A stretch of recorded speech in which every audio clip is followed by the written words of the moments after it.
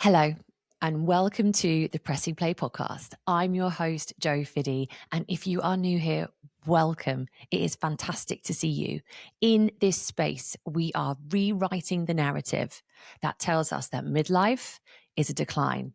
And actually, rather than live in our pause and post years, it's time to press play. In this episode, I will be talking about the power of play. And my hope for you is by the end of this episode, your perception of play has changed because there is so much power in play. And I believe it is the medicine for the midlife brain, especially the perimenopausal brain that's going through so many changes right now. So let's talk about this press play energy. So I'm doing it right now. At 45 years old, I pressed play last week and published my first podcast episode. I can't believe I've actually done it. This has been 3 or 4 years in the making of thinking about it, and I actually did it. And it's brand new. And I'm definitely playing around with the new technology, figuring out how things work, interviewing incredible guests, and having fun in the process. And I have never felt so alive in my life. And I'm going to ask you, when did you last feel alive? When did you last have fun and press play on yourself? Because in midlife and in perimenopause and menopause, don't you feel sometimes just really flat? Have you also, I know, I say this to my kids sometimes, like, I used to be fun. I really used to be fun. Do you feel that too? You used to be the fun one, and now you feel quite flat.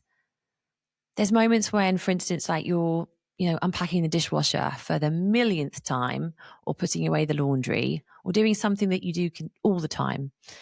And you're just staring, thinking, I used to be fun. I used to feel excited about things. Now let's stop there and have a think about what's going on, because I don't think it's vocalized enough. When we go through perimenopause, and Dr. Mindy Peltz sums this up beautifully, she talks about the girl gang, the estrogen girl gang. Now, the estrogen girl gang is like your dopamine, your serotonin, your GABA, all those fabulous happy hormones that we have relied on for a very, very long time. But we know, thanks to the incredible work of Dr. Lisa Mosconi, that the brain runs on estrogen. And you're probably noticing that at the moment, the brain fog, feeling just that cognitive fatigue. And I forgot something today. I got a date wrong today with an incredible guest that's coming on soon. I mixed up my dates, and this is what's happening.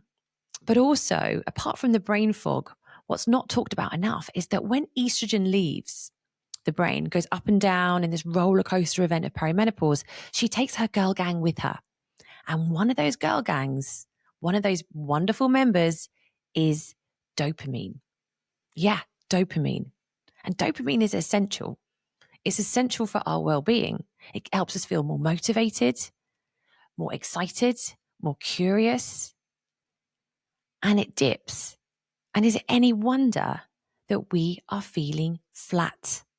Not to mention, we're coming at life at a speed where there is so much on our plate.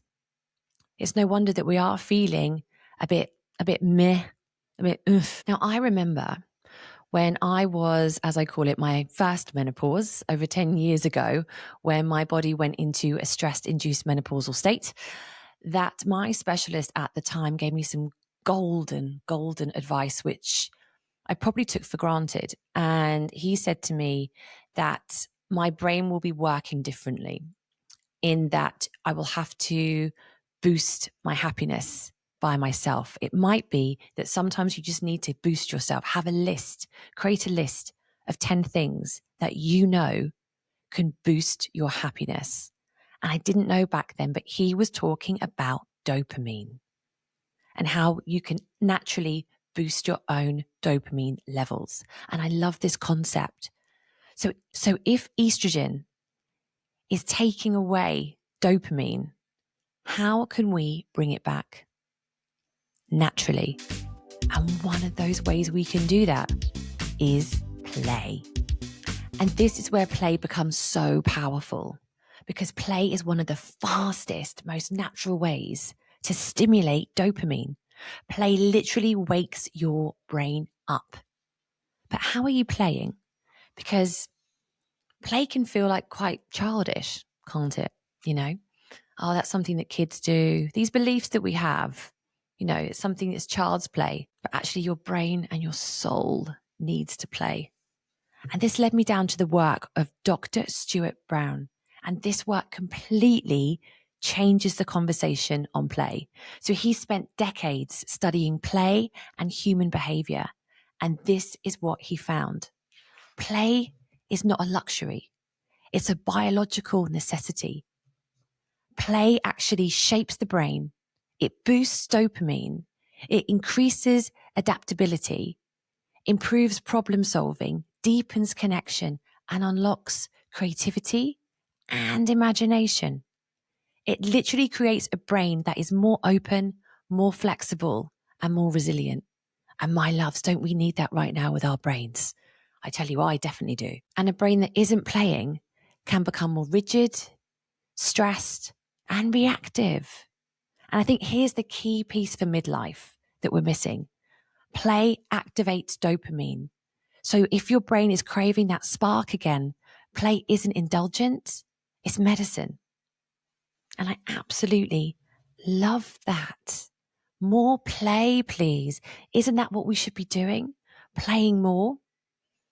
But you might be there feeling and thinking, well, I don't know how to play. I don't know what my playtime will look like. I don't know how to have a playful day. And this is where I love Dr. Stewart's work even more, because play isn't a one size fits all. And this fascinates me, by the way. Let me know if it fascinates you too. He identified different play personalities, different ways your brain naturally experiences joy. So if you're sitting here thinking, oh, I don't even know how to play anymore, snuggle in, get a cup of tea, and have a listen and see what you notice and what resonates. I'll read them out to you. So look at your play language. The Joker. You like to play through humor and laughter. And this might look like sending voice notes to make your friends laugh, sending memes on Instagram that you know will make them chuckle and laugh and bring them joy. Laughing until you cry on a night out, and that moment where everything feels lighter. You know, when you see that great friend, that's play. Another one is movement and playing through your body. This could be dancing in your kitchen, working with music and just getting lost in it, putting on that soundtrack from the 90s and just the 2000s and just disappearing into a different time zone. One area that I love is tapping and really feeling the shift, tapping on my face and really noticing the shift in my mind and my body. This is like nervous system play, movement over pressure. You might be the explorer. You play through curiosity. This looks like trying a new class, going somewhere new, asking what else is possible for me. And novelty, new things, that brings in dopamine. Another one is the competitor. So you play through challenge. This might be setting yourself a goal, tracking progress, turning something into a game. This is the competitiveness in you. Get it out now. It's not pressure, it's just playful momentum. Then there's the director. You play by creating experiences. How does that sound? You play by creating experiences. So you could be the one that organizes the girls' night out. You're the one that organizes that retreat. You're the one that loves bringing everyone together. You create the space for joy. That's you. That's the director. The next is the collector. You play through meaning. This could look like taking photos of moments, keeping little souvenirs and journaling memories. You don't rush past life, you capture it. That's how you play. Then there's the artist and creator. You play through expression. This might be writing, creating content, designing, drawing, changing your space, just making something because you just want to. There's no outcome. You just love to express yourself through this way. Then there's the storyteller. You play through narrative. And this looks like sharing stories, podcasting, dreaming about your future. And this is like a real identity level of play. So you play through that narrative. And I just really loved this because this just shows the various ways that you can play in life and really changes the narrative on what it means to play. So when I talk about pressing play on your life, this is what I mean. Not pushing harder, not becoming someone new, but reintroducing play into your brain, your body, and your life. Because play boosts dopamine. It calms your nervous system. You might be feeling anxious with all the changes going on in perimenopause and midlife. And it really unlocks that creativity and reconnects you to who you are. Now, how does play sound now? How can you walk away from this podcast today and have a playful day? How can you boost the playfulness in your life? Because play isn't childish. It's what we need in this midlife change that we are going through to boost our brains naturally. Because play isn't a distraction from your life. It is the doorway back into it. Thank you so much for listening. It has been a pleasure to spend time with you today. Come and find me, www.joefiddy.com, to find more playful ways to press play on your life. Sending you so much love.